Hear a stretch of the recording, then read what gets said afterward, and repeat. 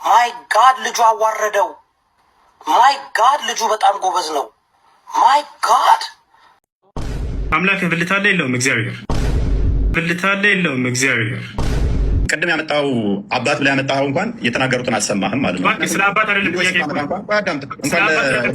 ምንድን ነው እያልከን ያለው? ኢየሱስ ብልት አለው የለውም? አለው። ይሄ መሀይም ግን ግዕዝ አያውቅም። እንደ ጎጃም ቅኔ፣ እንደ ጎንደር፣ እንደ ሸዋ ቅኔ፣ እንደ ወሎዬ ቅኔ ቤት የተማረ አይደለም፣ ዲያቆንም አይደለም። እሱ የፖለቲካ ሰው እንዳልሆነ አየሁት። እግዚአብሔር ምስክሬ። እሱ የሚባል ወንድም የተረጋጋ የማፊያ ቡድን ነው የመጣው። ይሄ ከጀርቤ የምትመለከቱት ሰው ለውይይት እንኳን የማይሆኑ ፖይንቶችን አንስቶ በፍጥነት በመወርወር እንግዲህ አርጊውመንት የሰራ ለማስመሰል ሞክሯል። በሁሴን በኩል እንግዲህ በዚህ ጉዳይ መልስ ሲመ አሰላሙ አለይኩም ወራህመቱላሂ ወበረካቱ። የአላህ አዝነት ቸርነት፣ ሰላም፣ ፍቅር፣ ጤና በያላችሁበት ዳር በርሎ በሁላችሁም ላይ ሁሴን ነኝ። ዛሬም እንደተለመደው አነጋጋሪ፣ አስተማሪ፣ እጅግ በጣም ምርጥና አዳዲስ መረጃዎችን ይዤ ቀርቤያለሁ። እነዛን ቪዲዮዎችን እንመለከታለን። ለዚህ ዩቲዩብ ቻናል አዲስ ሆናችሁ ግን ሰብስክራይብ እያደረጋችሁ ቤተሰብ ሁኑ። ነባሮችና ቻናል ቋሞች ሁላችን ቪዲዮ በላይክ እንጀምራለን። ለኢስላሞች ላይክ መስጠት የለም። ቀጥታ ወደ ዛሬ ቪዲዮ። ለቢስቱም ኢላ ቀሊላን ለው አነኩም ኩንቱም ተዕለሙን። በዛሬ ቪዲዮአችን እንግዲህ ትላንትና እጅግ በጣም አነጋጋሪ የነበረውን የውይይት ወይም ደግሞ የክርክርን ጉዳይ በተመለከተ ነው የምናየው። እፎይና ሁሱ ትላንትና ማታ ክርክር አድርጓል። ያ ክርክር ምን ይመስል ነበር? ምን አይነት ነገሮችን አየንበት? መጨረሻውስ እንዴት ሆነ? ሰዎችስ ምን አሉ? ሙስሊሞች፣ ክርስቲያኖች የሚለውን ነገር ዛሬ በደንብ እንመለከተዋለን። በመጀመሪያ እንግዲህ ክርክሩ ከመደረጉ በፊት ብዙ አይነት ነገር እየተባለ ነበር። የተቀጣጠሩ 3 ሰዓት ላይ ነበር። ነገር ግን ክርክሩ የተጀመረው ወደ 7 ሰዓት አካባቢ ነው። እሱ የፖለቲካ ሰው እንዳልሆነ አየሁት። እግዚአብሔር ምስክሬ። ለፖለቲካ አይደለም እሱ ይቅርታ፣ ሀቅ ነው። ይህ የሆነበት ምክንያት ደግሞ አንተ ላክ፣ ሂድበት፣ አትሂድበት፣ ላክ ምናምን እየተባባሉ ሰዓቱን ሲገሉት ነበረ። እንግዲህ ያው ሁሱና እፎይ ተገናኙ። ከዛም እንግዲህ ያው ውይይቱ ተጀመረ ነው ብላችሁ። አምላክ ብልት አለ የለውም? እግዚአብሔር ብልት አለ የለውም? እግዚአብሔር ቅድም ያመጣው አባት ብላ ያመጣው እንኳን የተናገሩትን አልሰማህም ማለት ነው። ስለ አባት አይደለም ጥያቄ ምንድን ነው እያልከን ያለው? ኢየሱስ ብልት አለው የለውም? አለው። አለው። ኢየሱስ ክርስቶስ ብልት አለ ወይ ስለው አዎ ብልት አለ ብሏል። ያን ብልቱን ታመልከዋለህ አታመልከው? አቤት አቤት። ያን ብልቱን ታመልከዋለህ አታመልከው? እሱ ይመለካል፣ ክርስቶስ ይመለካል። አዎ ሌላ ታሪክ።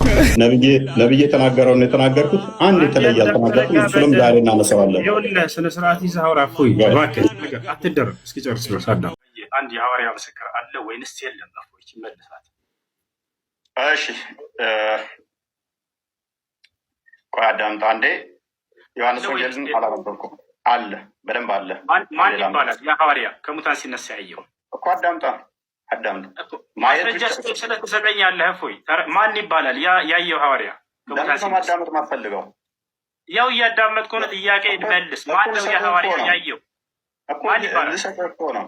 ስላዩትም እኮ ነው። እንደገና ቤታቸው ይገባል እኮ። ጥያቄ መልስ። ከሙታን ሲነሳ ያየው አንድ ሐዋርያ ማን ይባላል? ማን ይባላል? ከሙታን ሲነሳ ያየው ለምንድን ነው የማትረጋገው? አዳምጥ በሚል ቃል አትደበቅ። ማን ይባላል? ከክርስቶስ ከሙታን ሲነሳ ያየው ሐዋርያ ማን ይባላል? ጎበዝ። እሺ አዳምጥ። እንደ ሞት አምኗል።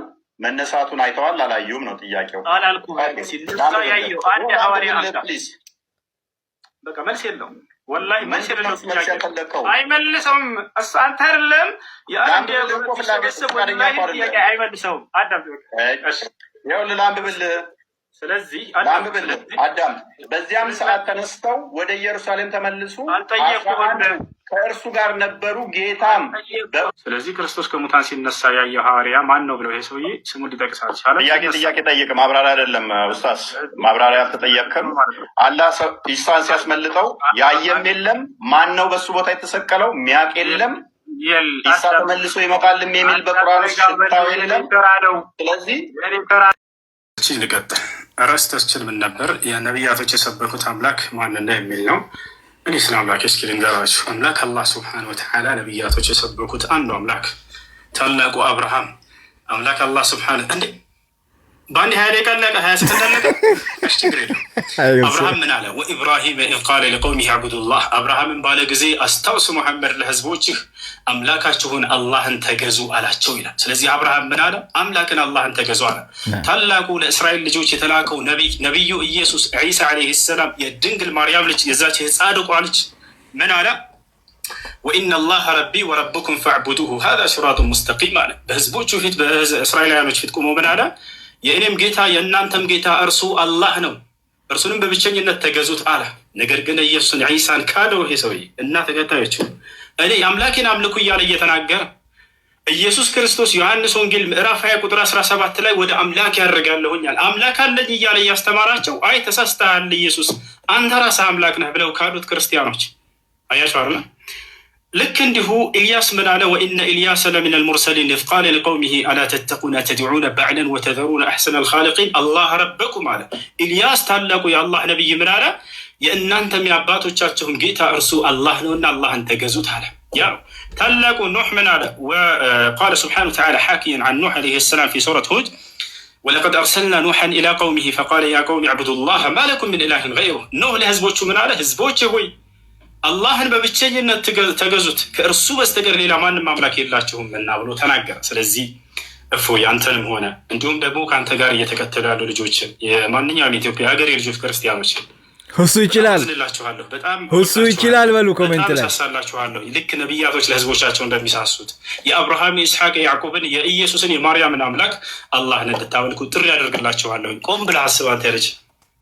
ሌላውን በመክረህ ስለ ክርስትና በደንብ አድርገህ ቤተክርስቲያን ሂደህ ተማር። ስለ እስልምና ጥያቄዎች በሚኖሩህ ጊዜ ከዚህ በኋላ ገስት ላይ የመጣህ እንድትጠይቅ አስተናግድሃለሁ በየትኛውም ሰዓት ና ወላሂ ከሁሉም በፊት ለአንተ ቅድሚያ ሰጥሃለሁኝ። አደራህን እፎያዬ፣ አደራ ጥያቄዎች ካሉ መተህ ጠይቀኝ። እሱ ይችላል። መልካም ጊዜ ይሆንልህ። ስለተገናኘን በጣም ደስ ብሎኛል እፎይ። እሺ እሱ ይችላል። ቴንኪው ለነበረን ጊዜ እኔም በጣም አመሰግናለሁ። አቤቴ ና የሚለው ብዙም አልተገለጠም ከሆነ መልስ ቤትም እንሰራለን። የኔ ጥያቄ አልተገለጠ ስላለ እናመሰግናለን። አልመለስክም፣ ጥያቄ አልመለስክም። ያ እሱ ይችላል፣ እሱ ይችላል። ጀግናው አስተግፍሩላህ። ወላሂ እሱ ይችላል። ኮሜንት ላይ ሁላችሁም እሱ ይችላል በሉ። ሌላኛው እንግዲህ ኢምራን የሚባለውን ልጅ ሲፈሩት ነበር። ኢምራን የሚባለው ልጅ 19 ዓመት ልጅ ነው። ይህ ልጅ ከገባ ከዚህ ልጅ ጋር ውይይት አናደርግም ብለው ሙሉ ኦርቶዶክሳውያን ተነሱ። ቆይ እንዳታሳልፉት፣ አንድ ነገር እንነጋገር እስኪ። ከየትኛው የማፊያ ቡድን ነው የመጣው ይሄ ከጀርቤ የምትመለከቱት ሰው ማን ነው? ማናችሁ? ስንቶቻችሁ ታውቁታላችሁ? ለምንስ ነው የፈሩት? ያ ሁሉ ሰው እንዳይመጣብን፣ ኢምራን እንዳይገባ። ከየትኛው የማፊያ ቡድን መጥቶ ነው ያ ሁሉ ሰው ሲሯሯጥ የነበረው? ሁላችንም እናውቃለን ኢምራን የሚባል ንጽጽር ላይ የሚሰራ ልጅ እንዳለ። ግን ያላወቅነው ነገር አለ ወይ? እንዴትስ አድርጎ ቢገርፋቸው ነው ይህን ያክል ሩጫ? ኢምራን እንዳይመጣ፣ ኢምራን ከገባ አንቀመጥም ብለው ያ ሁሉ ሰው ሲሯሯጥ የነበረው ለምንድን ነው? እስኪ ኮሜንት ላይ አስቀምጡ። እኔ አጣራው ግራ ሲገባኝ፣ ለምንድን ነው ይሄ ሁሉ እየሆነ ያለው? ሰው በእውቀቱ ነው ለሚሰጠው ለሚመጣለት ጥያቄ ሁሉ ተመሳሳይ መልስ ነው የሚሰጠው። ሁሱ ሀያ እየያዘው ብዙ ነገሮችን እያለፈ አብሽረሽ ይለፍ እያለ ነበረ። ኢምራን አያልፍም፣ ለዛ ነው እሱን ያልፈለጉት፣ ሁሉንም አይሰማቸውም እያሉኝ ነበረ። ስለ ንጽጽር እውቀት የለኝም፣ ንጽጽር ላይ ስላሉ ሰዎች ብዙ እውቀት የለኝም። ነገር ግን ሁሉም ሰው አሁን ስለ ኢምራን፣ ስለ ሁሱ፣ ሌሎችም ጀግና ወንድሞችና እህቶች አሉ፣ ስለ እነሱ ማወቅ አለበት። እሱንም ተመለከትኩት። ሱብሃንአላህ፣ አላህ ይጨምርላቸው። ለፍልሚያ ያለው ፍቅር በጣም የሚያኮራ፣ እጅግ የሚያስደስት፣ እውቀቱ እጅግ የሚያኮራ፣ ነገ ትልቅ ቦታ ላይ የሚደርስ ወጣት ነው፣ ወንድማችን ነው። ወላሂ ሁላችሁም ፎሎ ልታደርጉት ይገባል። እኔም ፎሎ ያደረጋችሁኝ 1 ሚሊዮን ምናምን ሰዎች አላችሁ። እኔን የምትወዱኝ፣ እኔን የምታከብሩኝ ሁላችሁም እሱንም 1 ሚሊዮን እንድታስገቡት። በተጨማሪ ደግሞ ሁሱ ላይቭ ከአመት በላይ መግባት እንደማይችል በትልቁ አካውንቱ 1 ሚሊዮን ምናምን ያለው ፎሎ አካውንቱ ማለት ነው ላይቭ መግባት አይችልም። እሱንም ሁላችሁም ፎሎ። እሱም ብቻ አይደለም፣ በርካታ እነ አቡኪ፣ እነ ኢብራሂም፣ እነ ዛህራ፣ እነ ኡስታዝ ወሂድ ብዙ በንጽጽር ላይ ጀግና ስራ እየሰሩ ያሉ አሉና ብልከሪም እነ ሳላህ ማለት ነው እና ሁሉንም ፎሎ አድርጓቸው። ሙስሊሞች ፎሎ የምናደርገውን የምንከተለው የምናበረታታውን እንወቅ። እንደዚህ አይነት ጀግኖችን ደግሞ በደንብ ማገዝ አለብን። ምን ትላላችሁ? ተክቢራ እያላችሁ ይህን ቪዲዮ በደንብ ሼር፣ ኮፒ ሊንክ፣ ሪፖስት እያደረጋችሁ አዳርሱት። የ19 ዓመት ህፃን ልጅ ለምን ፈሩት?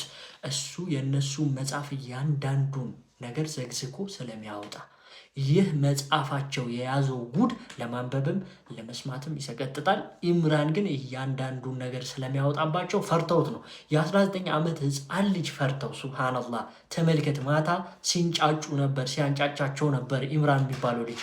አላህ ይጠብቀው፣ ጀግና ነው። ወላሂ እጅግ በጣም ተደንቀናል፣ በልጆቻችን ኮርተናል ነው ምላችሁ። ውይይቱ እንግዲህ ያው በምን አይነት መልኩ አለፈ የሚለው ጉዳይ ላይ በነገራችን ላይ እኔ አይደለሁም ማብራሪያ ሁላ መሰጣበት፣ ሙስሊም ያልሆኑ ሰዎች ሁላ ማብራሪያ ሰጥተውበታል። ማይ ጋድ ልጁ አዋረደው። ማይ ጋድ ልጁ በጣም ጎበዝ ነው። ማይ ጋድ የሚጠይቀውን ጥያቄ መመለስ አይችል፣ ይናደዳል፣ ዝም በል ይለዋል። ልጁን አልቻለውም። እፎይ ግን ኦርቶዶክስ ተዋህዶን አይወክልም።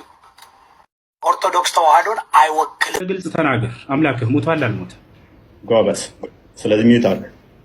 ሞት የሚለው አንተ ጋር ያለውና እኛ ጋር ያለው የተለያየ ስለሆነ እሱም በነገራችሁ ላይ የሁሱና እፉኝት ሰው የዲቤት ብላችሁ የመጣችሁት ነገር ምን እንዳስታውሰኝ ታውቃላችሁ? የሴዶ ማርሻልና የጃኒን ኤምኤምኤ ፋይት ነው ትዝ ያለኝ። እዚህ ጋር እሱ የሚጠቀመው እፎ የሚባለው ምንም ነገር የሚያውቀው ነገር የለም። በነገራችሁ ምንም ሁሱ የሚሉት በስነ ስርዓት ነው የሚያወራው። ለነገሩ ስነ ስርዓት እኮ አላችሁ። እኔ ይገርመኛል። ዲቤት ሲባል ዝም ብሎ መሀል ገብቶ መደባለቅ ምናምን የሆነ ነገር ሲናገር አፋፉን ሰዓት ይሰጣል። በዛ ሰዓት ውስጥ የተጠየቀውን ጥያቄ ትመልሳለህ። ፔሪድ ጀለስ ምንድን ነው የሚያደርገው? የሆነ ጥያቄ ይጠይቃል አይደል? አፋፉ ማለት እዛ አስባለ መሰላችሁ። ወስኑ የሚለው ሰው በቃ እፎይ ማለት ነው። ምንም ነገር እውቀቱ የለም። በቃ የሆነች ነገር ብቻ በቃ አንዲት ነገር የምትላት ነገር አለች። ቁርአን ላይ ተገባና አላህ እንደዚህ ነው ፎዚያ ምናምን ብለህ በቃ እቺ ነው የምታውቀው። የሆነ ነገር ሲጠይቀው እጥፍ ይላል። ሞት ደግሞ ሁለት አይነት ሞት አለ። ሲጀምር የክርስቲያንና የሙስሊም ሞት የሚባል ነገር አለ። እማትችሉ ከሆነ ወደ 72000 ሰው ነበር እዛ ላይ ቁጭ ብላችሁ ለምንድን ነው የምታዋርዱ? ነው ሁሉን ለነገሩ እኮ አንተ ዮናስ ምን ሆነ ያስክለት ነው በቃኝ ነው መታችሁ ካሸነፋችሁት እሰልማለሁ አላለም። እኔ እሰልማለሁ። ኧረ ሰው ግን ሼም ይባላል። ሙሱዬ በጣም አክባሪ ነኝ። በጣም ጀግና ነህ ከሚባለው በላይ አሳምናል። እዛ ስር ገብታችሁ የምታለቀልቁ ሰዎች ምኑንም ሳታውቁ ነው። ምኑንም አታውቁም። በነገራችን መጽሐፍ ቅዱስ ስንት ምዕራፍ እንዳለው ራሱ የማታውቁ ሰዎች እዚህ ጋር እፎይ ትላላችሁ። ኤኒዌይስ ያው መሀይም አጃቢ አያጣም። መሀይም አጃቢ አለው ብዙ ጊዜ። ሁሱ ግን ምርጥ ሰው ማርያምን ነው ይችላል። ሁሱ ወይኔ ጉዴ እውላችሁ ጋይስ፣ በነገራችሁ ላይ የምትጠየቁትን ጥያቄ ከመጽሐፍ ቅዱስ በትክክለኛው መሰረት መናገር አለባችሁ። መጽሐፍ ቅዱስ የሚለውን የምትደብቁ ከሆነ እናንተ ከመጽሐፍ ቅዱስ ውጭ የተለየ ትምህርት አላችሁ ማለት ነው። ዛሬ በጣም ይቅርታ አድርጉልኝ፣ እፎይ ተዋረዲኒ ምንም እንደማታውቅ አንደኛ ኦርቶዶክስ ተዋህዶንም ክርስትናንም አትወክልም። እፎይ አንድ ተራ ተሳዳቢ እንደሆንክ ነው ራስህን ያሳየው። ዛሬ አንድ ተራ ተሳዳቢ ዝም ብለህ ጥራዝ ነጠቅ እውቀት ይዘህ ቁርአን በነገራችሁ ላይ እንደ መጽሐፍ ቅዱስ አይደለም። ቁርአን በእንግሊዘኛ ስለተረጎመልህ በእንግሊዘኛ የተረጎመን ቁርአን አምጥተህ ከራከራለሁ ብትል ተዋርደን የምትሄደው። ቢካዝ ቁርአን በአረበኛ ሙሉ ፍሉንትሊ አረበኛ ካልቻልክ ቁርአንን የመረዳት አቅም የለም። ለዚህም ነው ቁርአን በአረበኛ ብቻ መቻል አይደለም እኮ ተፍሲሩን ማወቅ አለብህ፣ ሐዲቱን ማወቅ አለ። በጣም ብዙ እንትን አለው። ዝም ብለህ ነው አሁን እፎይ ማንም ዌስተርን ሀገራት የእስልምና ጥላቻ ያለባቸው ጸሐፊዎች የጻፉትን መጽሐፍ ይዘ ነበር ለካ እስከዛሬ ስትጮህ የነበረው። ሌሎችም እናንተ የምታውቋቸው በደንብ አሉ ብላችሁኛል። ከነሱ ጋር እንደገና ቢወያይ ይሄ ልጅ ጥሩ 60 እና 70 ሺህ ሰው ቁጭ ብለው ስለ እግዚአብሔር ስለ ፈጣሪ ሰማይና ምድርን ስለፈጠረ አምላክ መሰማቱ መልካም ነው። ግን እፎይ ብሽሽቅ አደረገው። እፎይ ላይክ አሮን ነው በቃ አልቻለም። ለእፎይም ትልቅ ትምህርት ነው። ሆፍሊ እፎይ ይህን እንደ እንትን ያየዋል። እንደ ማን ነው ስሙ እንዳይጠፋ ፈራው። አቡ ማን ነበር ስሙ? ያን የቶሮንቶ ጴንጤውን እንትን ያደረገው ማን ነበር ስሙ? በእናት አቡ ሃይደር እና ማን ነው ተጣሞ የቀረው? አቡ ሃይዱ አጣሞት የወጣው ልጅ አንድ ጴንጤ በጣም እውነቴን እንደምላችሁ ተክሉ ነው ተክሉ በቃ ተክሉ እኮ በቃ ዳስድና እባካችሁን የክርስትና እምነት ተከታዮች ከሙስሊሞች ጋር ለመወያየት ስትጀምሩ መጀመሪያ ቤታችሁ ሂዱና አዳምጧቸው። አዳምጡ፣ ስሙ፣ ኖቱ ሰዱ። እንደ እፎይ ተዋርዳችሁ እፎይ የገላው ናችሁ እንዳትወጡ። እኔ የተሰማኝ ይሄ መሀይም ግን ግዕዝ አያውቅም። እንደ ጎጃም ቅኔ፣ እንደ ጎንደር፣ እንደ ሸዋ ቅኔ፣ እንደ ወሎዬ ቅኔ ቤት ሄዶ የተማረ አይደለም፣ ዲያቆንም አይደለም፣ ቅስናም የለውም፣ መጽሐፍ ቅዱስ አይችልም። ግን ይሄ ሰውዬ መጥቶ አሁን ሚዲያ ከፍቶ ፖለቲካ ነው የሚሰራው። የህዋቶች አፍ ነው ቁጭ ብሎ የትግሬ አፍ ነው። ግን ይሄ በሃይማኖት የመጣ ነው። ሲዘርፍ የከረመን አሁን ቤት አለው፣ ልጆቹ ከፍተኛ ትምህርት ቤት ነው የሚማሩ፣ መኪና አለው፣ ምን አለው፣ የሚያከራየው ቤት አለው፣ ኢትዮጵያ ውስጥ ቤት አለው፣ ቪላ አለው፣ ኮንዶሚኒየሞች አሉት፣ መኪናው ይቀያይራል። ይሄ በኢትዮጵያ ኦርቶዶክስ ተዋሕዶ ውስጥ በመሸገው አማራ መቀነት ልጆቹን የሚያሳድግ ነው። ሀቁ ይሄ ነው። ሀቁ ይሄ ነው። ይኸውልህ ሞጣ ስለ እፎይ የሚባለው ነገር እናስፋው። በነገራችን ላይ ህዝባችን እንዳይባላ በሁለቱም ሃይማኖት ያለው በደንብ አድርጎ ዝም ብሎ የእፎይ ዓላማ ምንድን ነው? ምንም ጥቅም እኮ የለውም። እሱን ነው እስላምን ተከራከረልን ምን ይጠቅመናል? እኛ የሚያድንን ሃይማኖት ነው እንዴ? እሱ ነው አድነንም ሃይማኖት። ቀጥል። እንግዲህ ውይይቱ ላይ እፎይ የሚባለው ግለሰብ በተደጋጋሚ ተረጋጋ ኡስታዝ እንዴ ፈርተሃል እንዴ ውሃ ጠጣ ምናምን እያለ እንግዲህ እሱን ለማዘናጋትና ፖለቲካውን ሰርቶ ከዛ ሚዲያ ላይ ለመውጣት እንደፈለገ ብዙ የሚያሳብቁ ነገሮች አሉ። ለማንኛውም ውይይቱ ተጀመረ። እንግዲህ ስለ ውይይቱ ጉዳይ በጣም ብዙ ሰፊ ማብራሪያ ብዙ ሰዎች ሰጥተዋል። አሁን ደግሞ የሙስሊሞችን እንሰማለን። በሁሱና በዚህ ሰውዬ በተደረገው ዲቤት በጣም ብዙ ነገር ተምረናል። ወላሂ የሁሱን ትዕግስት የሁሱን እውቀት ሳናደንቅ አናልፍም።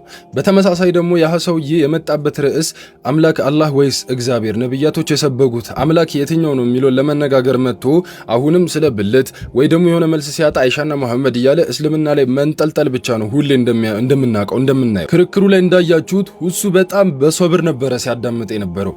ደቂቃውን ደግሞ በጣም ኮንፊውዝ ለማድረግ ጥያቄ ሲጠይቅ ያቆመዋል። ከዚህ ይጀምራል። 15 ደቂቃ ተሰጥቶት ቢያንስ ወደ 40 ወደ 50 ደቂቃ ሁላ የሚጠጋ ይመስለኛል እያስቆመ እያስጀመረ ብልጥ ለመሆን እየሞከረ ነበረ። ነገር ግን ተዘጋጅቶበት የመጣው ነገር ምንድነው?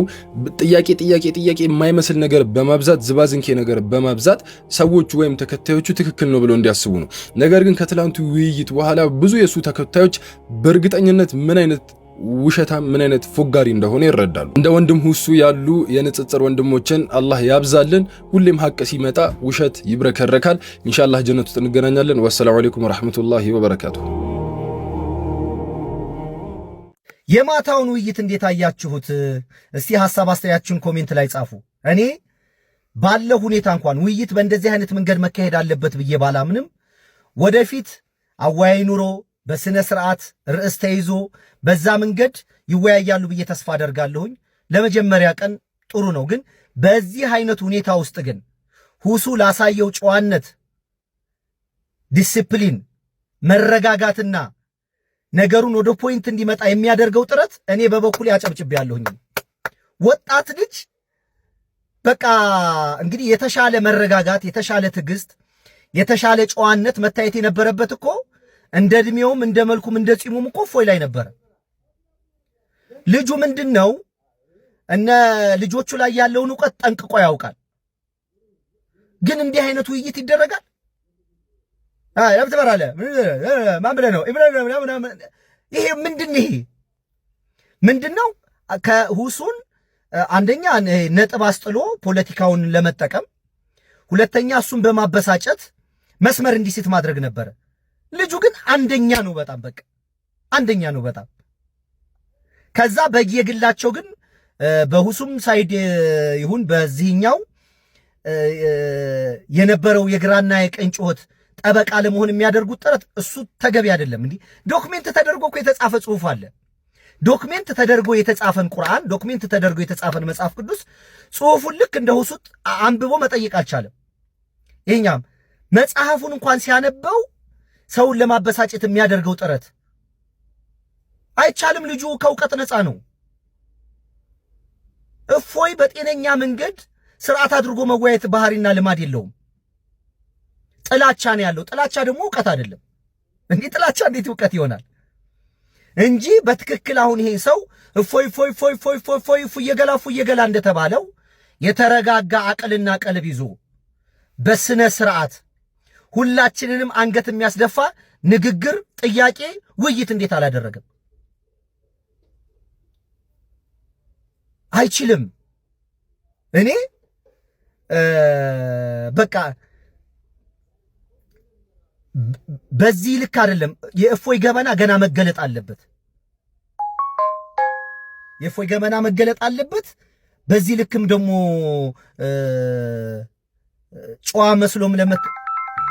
ጨዋ መስሎ ለመታየት ያደረገው ጥረት ራሱ አልተሳካለትም። ማለት ልጁ ግርግር መፍጠር ነው የሚወደው እንጂ ሰው ባለው ዕውቀት ከተማመነ በያዘው ነገር እርግጠኛ ከሆነ ባመንከው ነገርና እርግጠኛ በሆንክበት ነገር እኮ ግርግር እኮ መፍጠር አያስፈልግም። በቃ የማመንና የማሳመን እኮ አይደለም። ሁለቱም ከመጽሐፍ ተነስተው ከተጻፈው ተነስቶ ከሌለ የለም ነው፣ ካለ ደግሞ ባለው ነገርነት በጨዋነት ማስረዳት ነው። ግን አይቻልም። እፎይ ጋር እንደዚህ አይቻልም። ልማዱም ባህሪውም አይደለም። የሚሰራውን ቪዲዮ እዩ፣ እየቆራረጠ የሚያደርጋቸው ነገር እዩ። እኔ ሰሞኑን ባደረኩት እንኳን ብሮድካስት ስንት የተሳሳተ መረጃ ለሰዎች ለማሳየት እየቆራረጠ እንዴት አድርጎ እንደሰራው ማታም እኛ ቀን በላይቭ የተወያየነውን ለነ ዮኒ እያሳየ ነበር። በመጨረሻ ላይ በቃ አማራጭ በሌለበት መንገድ በእኛ በኩል ያሉት ልጆች ነገሩን ለመወያየት ያደረጉትን ጥረት በጣም አመሰግናለሁ እንጂ የዮኒ ማኛና ይቺ ጆኒ ነው ጃኒ የምትባለው ሴቱን ወንዱቱ ማትታወቅ አጋዘን የምትመስል ሴት ጋር እነሱን እንደ ጤነኛ ተደርጎ እነሱን እንዳሸማጋይ እንዳወያይ አድርጎ መቁጠር ራሱ ያለንበትን እንደ ኢትዮጵያዊነት የመክሰራችንን ጥግ ማሳያ ነው እንጂ እንዴት ነው ዮኒ ዳኛ ሊሆን የሚችለው? ዮኒ እንዴት አሸማጋይ ይሆናል? ያቺ ልጅ እንዴት አሸማጋይ ትሆኛለች? ግን ያለንበት በባህልም በምንም እንዴት እንደወደቀን እንጂ እንደነዚህ አይነት ባለጌ ራሱ ለሽምግልናም እኮ ሊሆኑ አይችሉም። ግን የለንም። እንዲሁም ከጀመርን ቀስ እያለ መጥራቱ ስለማይቀር በሌላ ጊዜ በሌላ ሰዓት ደግሞ እፎይ በቃ ተከታትፎ የሚበላበት ጊዜ ይመጣል። እንደ ሽንኩርት አይደለም። በቃ በእውቀት ምንም እንደማያውቅ መታየት አለበት። እና እኔ ሁሱ በቃ ከነ ችግሩም ቢሆን አንደኛ ልጅ ነበር። አንደኛ ማለት ነው። አሰላሙ አለይኩም ወራህመቱላሂ ወበረካቱ። በትላንትናው ምሽት ዓለም ላይ እስልምና በሰይፍ ሳይሆን በመልካም ስነ ምግባር እየተስፋፋ እንዳለ ብዙ ሰዎች የተረዱበት ቀን ነው። አላሁ አክበር። ሙስሊም የሆናችሁ በሙሉ በትላንትናው ምሽት በሁሱ የተደሰታችሁ በሙሉ ኮሜንቱን በተክቢራ ሁሱ ማሻአላህ ወላሂ አላህ ይጨምርልህ። ዕውቀት ስነ ምግባርና ትዕግስትን አብሮ የሰጠህ ታላቅ የኢስላም ልጅ ነህ። እጅግ አኩርተናል። በጣም ተደስተናል። በትላንትናው ምሽት መጀመሪያ አካባቢ የሚያናድዱ ነገሮች እየተፈጠሩ ነበረ። መጨረሻ ላይ ግን አኩርተናል። እጅግ ተደስተናል። የትላንቱ ምሽቱን ውይይት ያላያችሁ ሰዎች በፌስቡክ ገጼ ላይ ሙሉን አስተላልፌው ነበርና እዛው ስለሚያስቀረው ፌስቡክ 3 ሰዓት ከምናምን ፌስቡክ ላይ አለላችሁ። ያመለጣችሁ ሰዎች ሄዳችሁ ማየት ትችላላችሁ። ሌላ ሙስሊሞች ደግሞ ከዚህ ጋር በተገናኘ ሌላ ቪዲዮዎችን ይዤላችሁ እመጣለሁ። ይህን ቪዲዮ በደንብ ሼር፣ ኮፒ ሊንክ፣ ሪፖስት እያደረጋችሁ አዳርሱት። ኮሜንቱን ደግሞ በተክቢራ ኦራይት። የትላንቱን ውይይት አስመልክቶ ውስጥ የሆኑ ነገሮችን ልበል። ፈርስት ኦፍ ኦል ከዚህ ሰውዬ ጋር ስሙን መጥራት ስለማልፈልግ ነው ፎር ኦብቪየስ ሪዝንስ ከዚህ ሰውዬ ጋር መወያየቱ ፖይንትለስ ነው ብዬ የማምን ሰው ነኝ። ነበርኩ፣ ትላንትናም ነበርኩኝ። ፖይንትለስ ነው፣ ከዚህ ሰውዬ ጋር መወያየትም አያስፈልግም የሚል ሀሳብ ነበረኝ። ነገር ግን ሰውየው ላለፉት ዓመታት ቤቱን ዘግቶ እንግዲህ ሙስሊሞች ኑና ተከራከሩኝ ከኔ በላይ ሰው የለም ምናምን እያለ ሲፎክርና ተከታዮቹን መስሏቸው የተከተሉትን ሰዎች ሲያሳትት ስለነበረ ያንን ዲባንክ ማድረጉና ያንን ለማፍረስ በትላንትናው ዕለት እንግዲህ ነሁሱ በዚህ ጉዳይ ተስማምተው መወያየታቸውን እንደ መጥፎ ነገር አላየሁትም። ፈርስት ኦፍ ኦል ምንም እንኳን ከዚህ ሰውዬ ጋር መወያየት ፖይንትለስ ነው የሚል አቋም ያለኝ ቢሆንም ማለት ነው ፎር ኦብቪየስ ሪዝንስ ባለጌ ነው፣ ስድ ነው፣ ከመሳደብና ከማንቋሸሽ ውጪ ምንም የሚያውቀው ነገር ስለሌለ ማለት ነው። ለማንኛውም ግን ቤቱን ዘግቶ ከኔ በላይ ሰው የለም ሲል ስለነበረ ይህ ውይይት መካሄዱና በዚህ ልኩ መታየቱ በጣም ጸዴ ነገር ነው።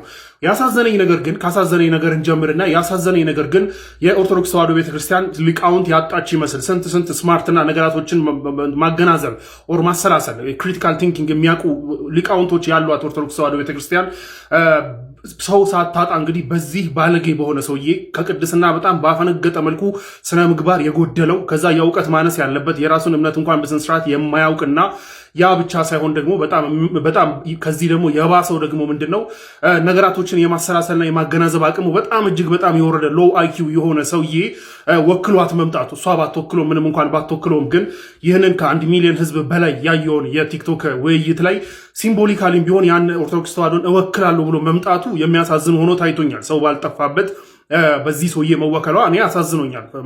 this my own opinion እኔ እንደ ኦፒኒየኔ በጣም የሚያሳዝን ነው በዚህ ሰውዬ መወከሏ። ለማንኛውም ወደ ውይይቱ ስንገባ እንግዲህ መጀመሪያ ላይ የነበረው ውይይት ሁለቱም ሐሳባቸውን ነው የገለጹት። የመጀመሪያው ሲጀመር ርዕሱ የነበረው ነብያቶች የሰበኩት አላህ ነው ወይስ እግዚአብሔር ነው የሚል ነው ርዕሱ። እንዳያችሁት እንግዲህ ያያችሁ ሰዎች አይታችሁታል። እንዳያችሁት እንግዲህ ይህ ሰውዬ መጀመሪያ ላይ የተጠቀመው እሱ መጀመሪያ ላይ እንትን ያለው እሱ ነበርና የተናገረው ነገር በሙሉ ከርዕሱ ያፈነገጠና ከዚህም ከዛም የቃረማቸውን ማምታቻዎች በፍጥነት በመወርወርና በመተኮስ ለማናደድ ለማበሳጨትና ርዕስ ለማሳት ሞክሯል። ርዕሱ ሌላ ጉዳይ ሆኖ መሐመድ አይሻ ምናምን ሲል ነበር እና ነገሮችን ለእንትን ለማለትና ለማበሳጨት ከዛ በኋላ ያው ጭቅጭቅ ፈጥሮ ለመውጣት የተለያዩ ሜቶዶችን ሞክሯል። ከርዕሱ ባፈነገጠ መልኩ ማለት ነው። ደን ደግሞ አላህ አይደለም የተሰበከው በሚል ደግሞ ያመጣቸው የራሱም ሆኑ ከመጽሐፍ ቅዱስም ሆኑ ከየትም ያመጣቸው ማስረጃዎችን ናቸው ያላቸውን የተወሰነ አስቀምጧል። ከዛ ውጭ ግን ሰፊውን ጊዜውን የወሰደው በማምታታት ነው። ማምታቻ ከዚህም ከዛም የቃረመውን እዚህ ግባ የማይባል ለውይይት እንኳን የማይሆኑ ፖይንቶችን አንስቶ በፍጥነት በመወርወር እንግዲህ አርጊውመንት የሰራ ለማስመሰል ሞክሯል። በሁሴን በኩል እንግዲህ በዚህ ጉዳይ መልስ ሲመለስለት ከቁርአንም ከመጽሐፍ ቅዱስም በአረብኛው መጽሐፍ ቅዱስ ሲሰበክ የነበረው አላህ መሆኑን በስም መጠቀሱን አስቀምጧል። ከዛ ውጪ በጣም በትዕግስት የተለያዩ ምላሾችን መልሶለታል። እንዲሁም ደግሞ አላህ ፈጣሪ አይደለም ብሎ ለማስቀመጥ የሞከራቸውን መገለጫዎችም በዛው በመጽሐፍ ቅዱስ ውስጥ እንዳለም ሁሴን አሳይቶታል። አላህን አታክ ሊያደርግበት የመጣበትን መንገድ በዛው በራሱ መጽሐፍ ቅዱስም እንዳለ ሁሴን አሳይቶታል ማለት ነው። ከዛ በኋላ እንግዲህ 20 ደቂቃ በነበረውም ላይ ተመሳሳይ እንትን ነው ሲሄድ የነበረው። ምንም አይነት እዚህ ግባ የማይባል ዝም ብሎ ከዛም ከዚህ የሚቃረማቸውን ነገሮች በመወርወርና ማምታቻዎች በመወርወርና በእነዚህ ማምታቻዎች ላይ ደግሞ የራሱን እንግዲህ ቅድም እንዳልኳቸው በጣም ሎ አይኪው ነው ያለው ብያቸዋለሁ። ኦብቪየስሊ አይታቸዋል። ያንን የራሱን እንትኖች ራሱ ካመነጫቸው ማምታቻዎችና ከቃረማቸው ስህተት የሆኑ ማምታቻዎች የራሱን ደግሞ ፕሬሚሲስ ገንብቶ ደግሞ ይህ ማለት ይህ ነው የሚል በጣም የወረደና በጣም የሚያሳፍር እንትኖችን ይዞ መጥቷል። በጣም ሲምፕሊፋይ አድርጌ ታስቀምጥላችሁ። ለምሳሌ አንድ መኪና ቆሞ ከነበረ ይህ መኪና የቆመው መሄድ ነበረበት፣ ስለዚህ ከቆመ አይሰራም ማለት ነው የሚል አርጊውመንት። መኪና የሚቆምበት በጣም ብዙ ሚሊዮን ምክንያቶች አሉ። ሹፌሩ ሻይ እየጠጣም ሊሆን ይችላል። ነገር ግን በቃ አንድ መኪና ከቆመ መሄድ ነበረበት፣ ካልሄደ ተበላሽቷል ማለት ነው የሚል በጣም የወረድና በጣም ከህፃን ልጅ እንኳን የማይጠበቅ ሎጂኮች፣ አርጊውመንቶች ይዞ ይመጣል። ይህ ማለት ይህ ነበር፣ ይህ ካልሆነ ይህ አይደለም የሚል ነገራቶችን ይዞ ሊመጣ ሞክሯል። ሁሴን ደግሞ በአንጻሩ ደግሞ ይህንንም የ20 ደቂቃ እንትኑን በደንብ ተጠቅሞ እንግዲህ የተለያዩ ማስረጃዎችን አምጥቶ መልሶለታል። በጣም ስርዓት ባለውና ለመቀበልና ምንድነው ሰምቶ ለመረዳት እንኳን የሚሆኑ ነገራቶችን አስቀምጧል። ሁሴን በዛ በኩል ሲባል የነበረው ከዚህም ከዛም ለራሱ ድገመው ቢባል የማይደግመውን ከዚህም ከዛም ማምታቻዎች ነው ዝም ብሎ ሲወረውር የነበረውና ያ ነበረ። በጥያቄና መልስ ላይ ግን ያው ኦብቪየስ የሆነ የሰዓት ማጭበርበሮች፣ ስሜታዊ የመሆን ለማበሳጨት የመሞከር ነገራቶች፣ ጉዳዩን አሰልቺ ለማድረግ የመሄድ ነገራቶች በሰውየው በኩል ታይቷል። ይህ ከሱ የሚጠበቅ እንትን ነው፣ ካራክተሩ ከሱ የሚጠበቅ ነው። ጥያቄዎቹም እዚህ ግባ የሚባሉ አይደሉም። መልስ እንዲመለስለትም እየፈለገ አልነበረም። ያው እንዳያችሁት ነው ያያችሁት አይታችኋል። ከዛ ውጪ ግን ዝም ብሎ የማይመስሉ ጥያቄዎችንም አንስቷል። ለምሳሌ ስለ ፈጣሪ እየተወራ እንግዲህ ምድር ላይ ሁላችንም ፈጣሪን ያየ የለምና እንትኑ እንዴት ነው ጥፍሩ ስንት ነው ጥፍሩ አለ ወይ ምናምን ይሄ አልተገለጸም ተብሎ ተመልሶለታል። እንግዲህ ኦብቪየስሊ ካልተገለጸ አልተገለጸም ነው እንጂ ፈጣሪያችንን እያንዳንዱን ኢማጂን አድርገን እንድንስል አልታዘዝንም፣ አልተገለጸልንም። ዳትስ ኦብቪየስ፣ ይሄ የታወቀ ነው። ነገር ግን በቃ ፈጣሪ እንደዚህ ከሆነ ጥፍሩ 5 6 ከሆነ ፈጣሪ አይደለም የሚመስል አርጊመንቶች ይዞ መጥቷል። እንደዚህ የመሳሰሉ በጣም የወረዱ ጥያቄዎች አይኑ ከለሩ ምንድነው ምናምን የመሳሰሉ እንደዚህ አይነት ጥያቄዎችን አንስቷል። ጣቱ የተለያየ ነው ወይስ የተገጣጠመ ነው ይሄ ለክርክርና እንትን ለማለት ምን አይነት አሳማኝ ነገር እንደሆነ የሚገባ ነገር አይደለም። ለክርክር ለመማማር ምን ጥቅሙ ምን እንደሆነ የታወቀ ነገር የለም። ነገር ግን እንደዚህ አይነት ማምታቻዎችን በመወርወርና ማደናገሪያዎችን በመወርወር የራሱ ሲያደናግራቸው የከረሙ ሰዎችን ፊት ለፊት እንግዲህ አዋቂው መስሎ ለመታየት ሞክሯል። ግን ፎር ኦብቪየስ ሪዝንስ ውይይትም እንደዚህ አይካሄድም። ይሄ ደግሞ አዋቂነትም አይደለም። ከሱ ከተናገራቸው ፖይንቶች ውስጥ ከመጀመሪያ እስከ መጨረሻ እንግዲህ እስከ 9 ሰዓት እስከ 9 ሰዓት የቆየ ነው። ያ ሁሉ ፖይንቶች ውስጥ አንድ የሚጨበጥ ነገር አታውጡም። የራሱ ደጋፊዎችም ሊያወጡ አይችሉም አንድ የሚጨበጥ ነገርና ሁሉንም ከዚህም ሲያምታታ ነው ያደረው። በሌላ በኩል በሁሴን በኩል የሚቀርቡለትንም ጥያቄዎች ፎር ኦብቪየስ ሪዝንስ በስነ ስርዓት አልመለሰም። እንዲሁም ራሱ አታክ ሊያደርግባቸው የሞከሩ ነገራቶችን መልሰው እንግዲህ ከመጽሐፍ ቅዱስም እንዳሉ ለማሳየት ሞክሯል ሁሴን።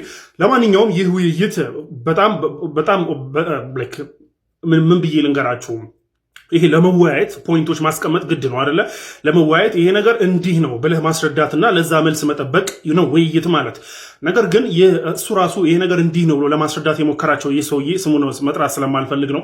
ይህ ሰውዬ ይህንን ያደረገው ምንም አይነት ፖይንት አለማስቀመጡና ዝም ብሎ ሲበትን ዝም ብሎ ከዚህም ለቃቅሞ እንግዲህ ተደጋፊዎቹን ለማደናገርና አርጊውመንት ያለው ንግግር ማድረግ የሚችል ኤንድ ፖይንቶች ያሉት ለማስመሰል ሞክሯል። ግን ትንሽ ጭንቅላት ያለው ትንሽ ስማርት የሆነ ሰው ምንም አይነት ሪሊጅኑ ማንም ይሁንማ ትንሽ ስማርት የሆነ ሰው ይህንን ጉዳይ ኦብቪየስሊ ይረዳል። ማምታቻ ይዞ እንደመጣ እንጂ ምንም አይነት ፖይንት ይዞ እንዳልመጣና የራሱን እምነት እንኳን በስነ ስርዓት የማያውቅ መሆኑን የሚያሳይ ሆኗል።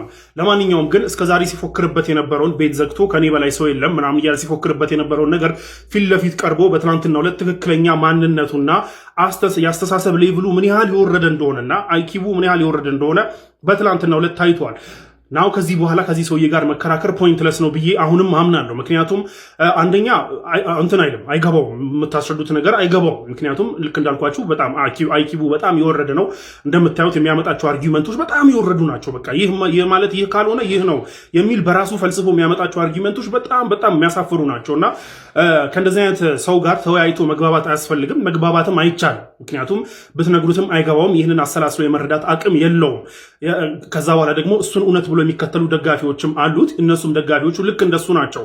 በየትኛውም አገሪቷ ውስጥ በየትኛውም በፖለቲካውም ዓለም በሶሻል ዓለሙም በምኑ የምናውቃቸውና ሰው እንዴት እንደዚህ ያስባል ብለን የምንጠረጠራቸው ሰዎች እንዳሉ ታውቃላችሁ። ሰው እንዴት እንደዚህ ያስባል የምንላቸው ሰዎች እና እነሱን መተው ነው እንደሚባለው መተው ነው እንጂ እንደፈለገ ብትነግሯቸው የሚገባቸው ስላልሆኑ ሰውየውም የሚገባው ስላልሆነና ኢደር አይገባውም ኦር ደግሞ አውቆ ኢጎ አለበት፣ ከፍተኛ ኢጎ አለበት። እንዳያችሁት ሰዓት ማጭበርበር ላይ ምናምን የመሳሰሉ ነገሮች በጣም ፌርነስም የጎደለው ሰው ነው። ለማንኛውም ይህንን ሁሉ ነገር የሚያደርገው እንግዲህ ምንም አይነት ፖይንት ይዞ ስላልመጣ ነው። ለማንኛውም ይህ ማለት ግን ፋይናል ውይይቱን ስንጨርስ ያው ፎር ኦብቪየስሊ ሁላችሁም እንደምታውቁት ፖይንት ይዞ የቀረበውና በስነስርዓት ፖይንቱን ያስረዳው ሁሱ እንደሆነ ኢትስ ክሊር፣ ለማንም ክሊር ነው።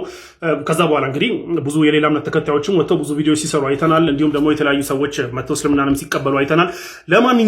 ለማንኛውም ግን ይህ ማለት ከነዚህ ልጆች ጋር ከነዚህ ሙስሊም ልጆች ጋር ተገናኝቶ ተወያየ ማለት ግን ይሄ ሰውዬ የሰራውን ወንጀል ረስተንለታል ማለት አይደለም። በዛ ወንጀሉ ቆየም ዘገየም ቀረበም ለህግ እንደምናቀርበው ይህ ሊታወቅ ይገባል። ረሳ ነው ማለት አይደለም። እነዚህ ልጆች ቀርበው ከሱ ጋር ተወያዩ ማለት ያንን ትተነዋል ማለት አይደለም። ረሱል ሰለላሁ ዐለይሂ ወሰለም ላይ ክብራቸውን በነካ መልኩ የተዘባበተውን ነገር በኢትዮጵያ ህግ የሚያስጠይቅ መሆኑን ተከትሎ በህግ ይጠየቃል። ይህንን ቆየም ዘገየም ምንም ለምን የዛሬ 30 ዓመት አይሆንም ህግ ፊት ግን አቅርበን እንደምናስጠይቀው ግን ይህንን ማንም ሊያውቅ ይገባል። ከሱ ጋር ገና ያልተወራረደ ሂሳብ አለ፣ በህግ ሊጠየቅ ይገባል። እሱን ደግሞ ገና የምንላቀቀው አይደለም። ስለዚህ ከዚህ ጋር ተወያየ ተብሎ የተረሳ ነገር አይደለም። ይህ ይሰመርበት። ለማንኛውም የትላንቱ ውይይት ሳይሆን አንደኛው ለማምታታትና ዝም ብሎ ለማንቦራጨቅ ሲሞክር፣ ሌላኛው ደግሞ ለማስረዳት ሲሞክር የነበረ እንትን ነው ቆይታ ነው እንጂ ውይይት ነው ብዬ አላየውም። ለማንኛውም የልጁ ማንነትና የልጁ የእውቀት ሌቭል ግን አሁን ላይ ለማንም ግልጽ የሆነ ይመስላል። ሎው አይኪውን ያለው ቢነገረው የሚገባው አይደለም ማለት ነው። ሰላሙ አለይኩም ወራህመቱላሂ ወበረካቱሁ። በስንት መከራ ያስተካከልኩት እንቅልፌ አሁን ወደ ኋላ ተመልሷል። ቀን ላይ ነው ተኛ የነበረው በፊት በስንት መከራ ወደ ማታ መለስኩት። እዚህ መዲና ከመጣው በኋላ ማለት ነው። ትናንትና ማታ ደግሞ ኤል ክላሲኮ ነበረን አይደል? እንደማይቀርበት ቀጠሮ ማለት ነው። ወንድማችን ሕሱ እና ተሳዳቢው ሰውዬ ሱብሃንአላህ እዚያ ላይ ታደምኩ። ያው እንትን ነበርኩኝ፣ ተመልካች ነበርኩ። የመጀመሪያው አካውንት ላይ ገባን። ረጅም ሰዓት ጠበቅ። ከእንግዳ ጋር ነበርኩኝ። እንዲህ መጀመሪያ የገባሁ ጊዜ ከእንግዶች ጋር ሆኜ የገባው ስንት ሺህ ወደ 70 ምናምን ሺህ ቪው ውስጥ ነበርን። ከዚያ በኋላ እሱኛው ተዘጋ። ድጋሚ ተመልሼ ስገባ እኔ ሁለቱም አካውንት ላይ ፎሎ አድርጌያለሁ ወንድሜ ሕሱንና ሁለተኛው አካውንት አዲሱ አካውንት ላይ መጣልኝ። ምን ሆኖ ነው ብዬ ገብቼ ሳይ ቪው በጣም ቀንሷል። ምክንያቱም ትልቁ አካውንት ስለተዘጋ ሰው ትልቁ ላይ ሲጠብቀው ስለነበርና እንትኑ ስለተዘጋ ማለት ነው። ከዚያም ያ ነገር በነገራችን ላይ ስነ ልቦና ጨዋታ ነበር። መጀመሪያ የወንድማችን ሕሱን ስነ ልቦና በጣም ለመምታት ነበር የታሰበው። ወላኪን የገጠማቸው ነገር ያ አልነበረም። ያ ሁላ ችግር ደርሶበት ማለትም 5 ዓመት ሙሉ ሲሰራበት የነበረው አካውንቱ እንደዚያ አፈራ ብልተውበት አካውንቱ ወንድማችን ሁሴን አላህ ይጠብቀው፣ አላህ ይጨምርለት በጣም በሚገርም አቅም በዚህኛው አዲሱ አካውንት ላይ ከተሳዳቢው ሰውዬ ጋር ገጠመ። እኔ እርግጠኛ ሆኜ የምነግራችሁ ነገር ወላሂ አላህ ቁርአን ላይ ሲናገር ወጀሐዱ ቢሃ ወስተይቀነትሃ አንፉሱሁም ዙልመን ወዑሉዋ ይላል። የክርስትና እምነት ተከታዮች ትናንትና ማታ ማን እውነትን ለመግለጽና ለማስተማር እንደመጣና ማን ሊሳደብ እንደመጣ ማን ለብሽሽቅ እንደመጣ ማን ለትምህርት እንደመጣ ያስታውቃል ውይይቱ ራሱ ማለት ነው። በእርግጠኝነት መካድ የማይቻል እውነት ነው። ግልጽ የወጣበትም ነው። ደግሞ በፊትም ስንላችሁ ነበር ይህ ሰውዬ ከስድብ ውጭ የሚያስተምረው ነገር የለውም፣ ምንም እውቀት የለውም ስንላችሁ ነበር። አይ ስትሉ ነበር አይደል? ትናንትና ማታ በግልጽ ታይቷል ማለት ነው። ስለዚህ ልላችሁ የምፈልገው ነገር አንድ ነገር ነው። እሱ ምንድነው? ቁል ሃዚሂ ሰቢሊ አድዑ ኢለላሂ ዐላ በሲረቲን በእውቀት ላይ በሕክማ በተሞላበት መልኩ ኡድዑ ኢላ ሰቢሊ ረቢከ ቢልሕክመቲ ወልመውዒዘቲል ሐሰነ በሕክማ በተሞላበት ጥበብ በተሞላበት መልኩ እንጣራለን ወደፊትም ቢሆን። ወንድሜ ሁሴንም ማለት የምፈልገው ደግሞ አላህ ሱብሓነሁ ወተዓላ ለብዙ ሰዎች ያልሰጠውን ነገር ሰጥቶሃል። አልሐምዱሊላህ በል። እሱ ምንድነው? አንደኛ ተውፊቅ ሰጥቶሃል አላህ ሱብሓነሁ ወተዓላ። ሁለተኛ ነገር ስነ ምግባር፣ በጣም መታገስ፣ እስከ ጥግ ድረስ መታገስ። ይሄ በጣም አላህ ሱብሓነሁ ወተዓላ ካልወፈቀህ ማድረግ የማትችለው ከባድ ነገር ነው። አላህ ደግሞ እነኚህ ሁለቱን ነገር ሶስተኛ ነገርና ከባዱ ነገር ደግሞ ዒልምን ወፍቆሃል። ዒልም አላህ ሱብሓነሁ ወተዓላ ሲሰጥ ለማንም አይሰጥም። ያው ሁላችሁም ታውቃላችሁ። መን ዩሪድላሁ ቢሂ ኸይረን ዩፈቂሁ ፊዲን ይላሉ ነብዩ ሰለላሁ ዐለይሂ ወሰለም። አላህ ሱብሓነሁ ወተዓላ በሱ መልካምን ነገር ሊያደርግ የፈለገውን ባሪያ ምን ያደርገዋል? ስለ እምነቱ ስለ ዲነል ኢስላም ያሳውቀዋል አሉ። ወንድሜ ሁሴን ደግሞ አላህ ሱብሓነሁ ወተዓላ ይሄን ነገር ሰጥቷል። ይሄን ብቻ አይደለም፣ ብዙ ሰዎች የሚጎላቸው ዕውቀት ኖሯቸው ራሱ ሒክማ ነው። አንተ ደግሞ ጥበቡንም አላህ ሱብሓነሁ ወተዓላ ሰጥቷል። አልሐምዱሊላህ በል። ከዚያ በማስቀጠል ደግሞ በጣም ደስ ያለኝና አንዳንድ ወንድሞች አላስተዋሉትም ብዬ ያየሁትን ነጥብ እስቲ ልንገራችሁ። አስተውላችኋል? ይህ ተሳዳቢ ሰውዬ ግብዣውን ካቀረበበት ጊዜ ጀምሮ ልግጠመው የሚሉ ሙስሊም ወንድሞቻችን በጣም ብዙ እንደሆኑ አስተውላችኋል? ያን ነገር ያ ማለት በጣም ብዙ ጀግኖች አሉን፣ ብዙ ጎበዞች አሉን፣ ብዙ ከሱ ጋር መፋለም የሚፈልጉ አቅም ያላቸው ባይደው አንዳንዶቹን ራሱ ነበር አልፈልግም ሲል የነበረው እከሌ ጋር አልፈልግም ሲል ነበር። እነኚህ ልጆች ሁላ ለኢስላም የሚታገሉ እውነትም አቅምም ያላቸው ልጆች እንዳሉን እንወቅም፣ አልሐምዱሊላህም እንበል። ምክንያቱም ምን መሰላችሁ? ለኢን ሸከርቱም ለአዚደነኩም ነው ጉዳዩ። አላህን የምናመሰግን ከሆነ አላህ ሱብሓነሁ ወተዓላ እጥፍ ድርብ አድርጎ አሁንም ያበዛልናል የኛን ልጆች። ትናንትና እኮ ይህ ሰውዬ መሳደብ ሲጀምር ይህ ሁላ ወንድሞቻችን እኮ ጎላ ብለው አልወጡም ነበር። እነኚህ ሁላ ወንድሞቻችን እኮ ለክርክሩ ራሳቸውን ሰጥተው ሲሰሩበት እኮ አልነበረም አይደል? ሁሉም ሰው የራሱ የሆነ ሌላውን ተው። ወንድማችን ኡስታዝ ሁሴን እሱ ማለት ነው እሱ ራሱ በሌላ ነገር ቢዚ ነበር። የዚያን ጊዜ ላይቭ ላይ የሚያስተምረው ኢስላማዊ ትምህርቶችን ብቻ ነበር። ከዚያ በኋላ ይህ ሰው መሳደብን በጣም እያበዛ ሲመጣ ወንድሜ ሁሱ ለሰዎች ግልጽ ማድረግን ክርስቲያኑ ተከታዮች መተው እሱን መጠየቅ ሲጀምሩ እሱም ግልጽ ማድረግን ጀመረ ማለት ነው። እሱን የሚያክል ትልቅ ወንድምን እንድናገኝ አድርገሃል። አንድ ሌሎች ብዙ ወንድሞችን ካንተ ጋር መጋጠም የሚፈልጉ ወንድሞችን እንድናገኝ አድርገሃል። ስለዚህ ይሄ ነገር በጣም ደስ የሚያሰኝ ነው። በሌላ ቤተ እምነቶች ውስጥ ሄዳችሁ ብታዩ ወላሂ ነው የምላችሁ፣ በአላህ ምስክሬ ነው። እንደ ወንድማችን ሁሱ ያሉ እንደ ወንድማችን ኢምራን ያሉ ኡስታዝ ወሂድ ራቅ ያሉ ናቸው እሳቸው። እንደ ወንድማችን ኢብራሂም ያሉ እንደ ወንድማችን ሳላህ ያሉ እንደ ወንድማችን አቡበከር ያሉ ሰዎች በጣም ጥቂቶች ናቸው። በጣም ጥቂት ሲጀምር አላየንም እስካሁን ድረስኛ አላየንም። ጥቂት ስንላችሁ ያው ከኖራቸው ብለን እንጂ ወላሂ አላየንም እስካሁን ድረስ አንድ እንኳን ዲቤት ላይ ተጋጥሞ በማስረጃ በጥበብ ማሸነፍ የሚችል ሰው እስካሁን ድረስ አላጋጠመኝም አላየሁምም ጭራሽ። ስለዚህ አልহামዱሊላህ እንበል በጣም ብዙ ጀግኖች አሉ። እነኚህ ጀግና ወንድሞቻችንን በተቻለን አቅም እነሱን መንከባከብ አካውንቶቻቸውን ማሳደግ ከነሱ ስርም ደግሞ ቁጭ ብለን መማርም ጭምር ይልመድብን ለማለት ነው የምፈልገው። አልহামዱሊላህ ረቢል ዓለሚን የዚህ ትውልድ ሰው በመሆኔ በጣም ደስ ብሎኛል። ከውዝ አንዳንድ ትውልዶች ውስጥ አስተውላችሁ ከሆነ ኢስላም ሲናቅ ነበር። በዚያ ጊዜ ሙስሊሙ አቅምም አልነበረው። ኢስላምን ሲሳደቡ ነበር። በዚያ ጊዜ ሙስሊሙ የመመለስ አቅሙ አልነበረውም። ለምን ሲባል ብዙ ነገሮች ነበሩ። የፖለቲካ ጫና ነበር፣ የምን ጫና ነበር። ሐታ በውይይት ጉዳይ ላይ ሲሰሩ የነበሩ ትላልቅ ኡስታዞቻችን አሁን ላይ ያደጉ አሁን ላይ ጎልማሳ የሆኑ ወይ ደግሞ ወደ ትልቅነት እድሜ ላይ ሁላ እየገቡ ያሉ ኡስታዞቻችን በውይይት ብቻ በክርክር ብቻ እኮ ሲደበደቡ ነበር። ታውቃላችሁ ይሄን? እስር ቤት ገብተው እኮ ሲገረፉ ነበር። ምን ሲደረጉ ነበር? ስንት ኡስታዞቻችን ናቸው ሀገር ጥለው በቃ የግድ በቃ በህይወታቸው መውጣት ሲገባቸው ሀገር ጥለው የወጡት ስንትና ስንት ወንድም ኡስታዞቻችን ናቸው። ያ ነገር አልፎ ዛሬ ላይ እንዲህ ፍሪ የሆነ መድረክ ተገኝቶ ወንድሞቻችን እንዲህ የሌላ እምነት ተከታዮችን ሲያስተምሩ እነሱ ያልተረዱትን ነገር ሲያስረዱ ማየት እኔ በጣም ትልቅ ደስታ ነው። እንዲህ ያሉ ብዙ ጀግኖች የተሰበሰቡበት ዘመን ውስጥ ደግሞ መፈጠራችን ራሱ በጣም ደስ የሚል ነገር ነው። ለማንኛውም ወንድሞቼ በዚህ ውይይት ጉዳይ ላይ እየሰራችሁ ያላችሁት በርቱ ልላችሁ ነው የመጣሁት። በጣም ደስ ብሎኛል። የትናንትናውን ውይይት ወላሂ በጣም ደስ ብሎኛል። ምንም እንኳ ስርዓት አልባው ሰውዬ በጣም ድንበር ሲተላለፍ ቢቆይም ደግነቱ ድንበር በሚተላለፍበት ሰዓት ለኢጎ ብለው እዚያ እምነት ውስጥ ተቀምጠው የሚሳደቡ ሰዎች ናቸው እንጂ የማይረዱት እውነትን ፍለጋ ቁጭ ብለው ሲያዳምጡ የነበሩ ሰዎች በደንብ ግልጽ ሆኖላቸዋል። አስተውላችኋል ስንትና ስንት ሰው እንደሰለመ ከዚያ በኋላ። ያ ነገርም ትልቅ ማሳያ ነው ብዬ ነው የማስበው። ይሄኑ ለመናገር ነው የመጣሁት። አልহামዱሊላህ ረቢል ዓለሚን። እንቅልፌን ባጣ እንቅልፌ ቢዛባብኝም ያው በደስታ ነው አልহামዱሊላህ። ምክንያቱም በጥቅም ነው ለጥሩ ጥቅም ነው የተዛባብኝ ለማለት ያክል ነው። ጀዛኩሙላሁ ኸይረን። አላህ ሱብሓነሁ ወተዓላ ኸይር ጀዛችሁን ይክፈላችሁ ወንድሞቼ በዚህ ነገር ላይ እየሰራችሁ ያላችሁት። ወደፊትም በርቱ። ከናንተ ኋላ ነን ከናንተ ጎን ነን እላችኋለሁ። ሰላም አለይኩም ወራህመቱላሂ ወበረካቱሁ። ሰላም አለይኩም እንደምን አደራችሁ። የትናንት ነው የፎይሴጋ ስራ ኦርቶዶክስን እስከ ወዲያኛው ነው የሸኛት። ፎይሴጋ ትናንትና ሲናገር የነበረው ስለ አይሁድና ስለ እስልምና ሃይማኖት እንጂ ስለ ኦርቶዶክስ አይደለም። እስኪ ላሰማችሁ ትንሽ ቆርጬ ነው። ስለዚህ ፈጣሪን የሚያካብበው የሚያዋስነው የሚያካልለው ምንም ነገር የለም። ግራ ቀኝ ፊት ኋላ እታች ላይ ተብሎ ለፈጣሪ አይነገርም። የሰማችሁት አስተምሮ የአይሁድና የራሱ የእስልምና አስተምሮ እንጂ የስላሴ የኦርቶዶክስ አስተምሮ አይደለም።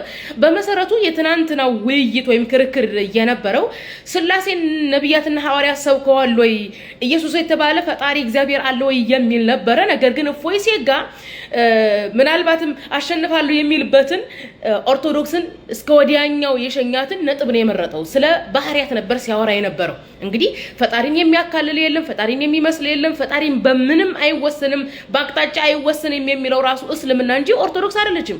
ካሁን በፊት ራሱ የአይሁዶችን አስተምሮ ሰርቆ ለኦርቶዶክሶች ሲናገር ነበር። ኦርቶዶክስ ጋር እንደዚህ የሚባል ነገር የለም። ኢየሱስ ፈጣሪ ነው። እንዲያውም ኦርቶዶክስ ማለት ነው ከካቶሊክ የተገነጠለችበት ትልቁ ምክንያት መለኮት በኢየሱስ ስጋ ውስጥ ነው ያለው። በእያንዳንዱ በየጸጉሩ በሰውነቱ ኢየሱስ እንደኔና እንደናንተ ሰው ነው። በሰውነቱ ውስጥ መለኮት ተዋህዶታል፣ ሊነጠለው አይችልም ነው። ኢየሱስ በላም ጠጣም አንቀላፋም ደከመም ስጋውም ጥፍሩም ጸጉሩ እንዴ መምህር ዘበነ ምን ብሎ ነው ሲያስተምር የነበረው? ለእያንዳንዱ ጸጉሩ ለኢየሱስ አምልኮ ይገባል፣ ስግደት ይገባል ነው ያለው። ስለዚህ ኢየሱስ እንግዲህ በአጭር ቁመት በጠባብ ደረት የተወሰነ ሰው ነው። ይሄንን የሚያመልክ አካል ድንግል ፈጣሪዋን ወለደችው ለሚል ህዝብ ፈጣሪ አንድ ነው ማንም ያየለም ብሎ መስበክ ኦርቶዶክስን እስከ ወዲያኛው መሸኘት ነው። ምክንያቱም ኦርቶዶክስ ድንግል ፈጣሪዋን ወለደችው ብሎ የሚያምን ፈጣሪ በሶስት ገጽ የተከፈለ ነው ብሎ የሚል ነው። ካሁን በፊት ራሱ ስለ ስላሴ ሲጠይቁት ምን ብሎ ነው የመለሰው? እንደውም እዚህ ሶሻል ሚዲያ ላይ የአይሁድ መምህራኖች የሚጽፉትን ሰርቆ ነው የተናገረው። ላሰማችሁ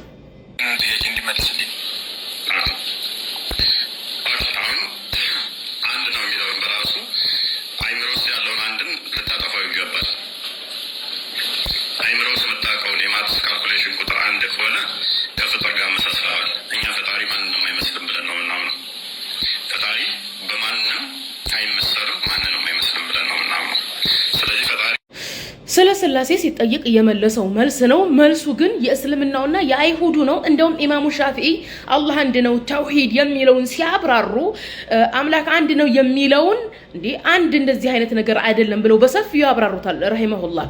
አይሁዶችም እንደዚሁ አምላክ አንድ ነው ሲባል ምን አይነት አንድ ነው እያሉ ያብራሩት እንደ ተናገረው እንጂ በክርስትና እንደውም ካልተሳሳኩኝ ዮሐንስ አፈወርቂ በጣም ታዋቂ የኦርቶዶክስ ሃይማኖት አበው ነው። እሱና መሰል ለሃይማኖት አባቶች ምንድነው የሚሉት? አይሁዶችንና ሙስሊሞችን ይወቅሳሉ። እስማኤላውያኖችና አይሁዶች ፈጣሪ በአንድ ገጽ ይገለጣል ይላሉ እያሉ ይኮንናሉ። ምክንያቱም ፈጣሪ በእነሱ በሶስት ገጽ ነው የሚከፈለው። እንደዚህ 1 2 3 ተብሎ ነው የሚቆጠረው። ስለዚህ ጀለስ ኦርቶዶክስ አይደለም ማለት ነው። ኦርቶዶክሶች አሁን ጥያቄያችሁን በደንብ ጠይቁ። ከቄሶቻችሁ ጋር ከቤተ ክርስቲያናችሁ ጋር ለመግባባት ሞክሩ እንጂ የትናንትናው ውይይት የአይሁዶችና የእስልምና ውይይት የነበረ ነው። ሙስሊሞች የሚያምኑበትን አይሁዶች የሚያምኑበትን እንጂ ኦርቶዶክስን አልነበረም ሲያሳይ የነበረው። ይገርማል እኮ። ሁሱና እፎይ በመጨረሻም ተገናኝተዋል። ከረጅም ጊዜ በኮሜዲ ከታጀበ እና በሉት ላክ በሉት በሚለው ቆይታ ህዝቡ ከተሰላቸ በኋላ በመጨረሻም ተገናኝቶ ነበረ። ሀሳባችሁ ምንድነው? ቪዲዮን በደንብ ሼር እያደረጋችሁ በውይይቱ ላይ ያላችሁን ሀሳብ ኮሜንት ላይ አስቀምጡ። ከዛ በፊት ግን በመጪው የአረፋ ዒድ ምስኪን ቤተሰቦች፣ የቲም ቤተሰቦች እኛ የምንበላውን ጥሩ ስጋ እንዲበሉ በ1000 ብር ቻሌንጅ ለበርካታ ምስኪን ቤተሰቦች በየአመቱ እንደምናደርገው ዱዕያ እናቀርባለን። የአንድ ቤተሰብ ሙሉን እሸፍናለሁ ካላችሁ ደግሞ 6000 ብር ነው። መደወል ከፈለጋችሁ ፕሮፋይል ስር ያለውን ስልክ ተጠቅማችሁ መደወል ትችላላችሁ። አካውንት ከስራ እስከምጫለው ሁሉም የሚጠብቁን የቲምና ምስኪን ቤተሰቦች ስላሉ በዚህ ስራ ላይ በደንብ እንሳተፍ። ወደ ውይይቱ እንሂድ። በጣም አዝግ ነበር ከውይይቱ በፊት የነበረው ድባብ። ላክ በሉት ሂድ በሉት ወጥ ዘግቶ ወጥቷል ምናምን ልኬለታል የሚሉ በጣም አሰልቺ ነበረ። በጣም 80 ምናምን ሺህ ሰዎች ብሎ እየጠበቀ ያ ነገር መፈጠር አልነበረበትም። በማን የተፈጠረው እኛ የምናውቀው ነገር ነው። ላኪን በመጨረሻ መገናኘታቸው ግን ደስ ብሎኛል። ምንድነው ሀሳባችሁ? እኔ በዚህ ጉዳይ ላይ በርካታ ቪዲዮዎች ቢያንስ እስከ 5 የሚሆኑ ቪዲዮዎችን እንደምሰራ ነው የሚሰማኝ። ምክንያቱም ውስጥ ያለው ነገር የሚያልቅ አይመስለኝም እና በዚህ ቪዲዮ ላይ እናንተ ሀሳባችሁን አስቀምጡልኝ፣ ውይይቱ ላይ ያላችሁን ሀሳብ። ከዛ በኋላ እኔ እመለሳለሁ። እንግዲህ ውይይቱ በዚህ መልኩ ነው የተጠናቀቀው። እንግዲህ አይታችኋል። ሙስሊም የሆኑም ያልሆኑም ሰዎች ምስክርነታቸውን ሰጥቷል። የሁሱ ስነ ምግባርና እውቀትን ድብን አድርገው ገልጸውታል። ሙስሊም ያልሆኑ ሰዎች ላይቭን እስከ መጨረሻው ቁጭ ብዬ እስከ 10 ሰዓት እያየው ነበረ። ክርስቲያና የሆኑ ሰዎች መጥተው ሁሱ ጸባይ በጣም ይገርማል፣ ትዕግስት በጣም ይገርማል ብለው እያመሰገኑት ነበር። እንግዲህ በጣም ነው የሚደንቃችሁ። ይሄንንም እንዲህ ያሉበትንም ቪዲዮ ለቅቅ ያለው ማየት ትችላላችሁ። ሰዎች የሰለሙበት ቪዲዮ የሚለው ላይ ማለት 20 ሰዎች ሰልመዋል የሚለው ላይ እና እንግዲህ ክርክሩ በምን አይነት ወይ አለቀ እንደሰማችሁት ነው።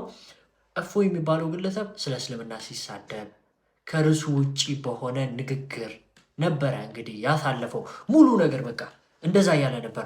አላህ እጅ አለው ወይ እግር አለው ወይ አይሻ ሙሐመድ እያለ ማለት ነው። አላህ እናንተ የምታመልኩት ሸይጣን ነው ማለት ነው እያለ እያነበበ እንግዲህ ወንድማችን ዳውድ ጥሩ አድርጎ እንደ ምሳሌ ሰጥቷል። አንድ መኪና ሲቆም የቆመበት ብዙ ምክንያት አለው። እሱ ግን በቃ መኪናው አይሰራም ማለት ነው፣ መኪናው ስለቆመ ማለት ነው። እንደዚህ አይነት አርጉመንቶችን እያቀረበ ሎጂካል ነገሮች የማይመስሉ ነገሮችን እያቀረበ በቃ ሁሱን ለማናደድ እየተጠቀመ ነበር። በተለይ ደግሞ ይሄ የደቂቃው ሰዓት ላይ ማለት ነው። ወላሂ ጨጓራ የተቃጠለ ነው የምላችሁ።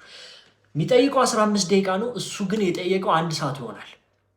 ደቂቃ እያቆመበት አላህ ጣት አለው ጥፍር አለው እንዴት ነው ብልት አለው ምናምን እያለ ማለት ነው።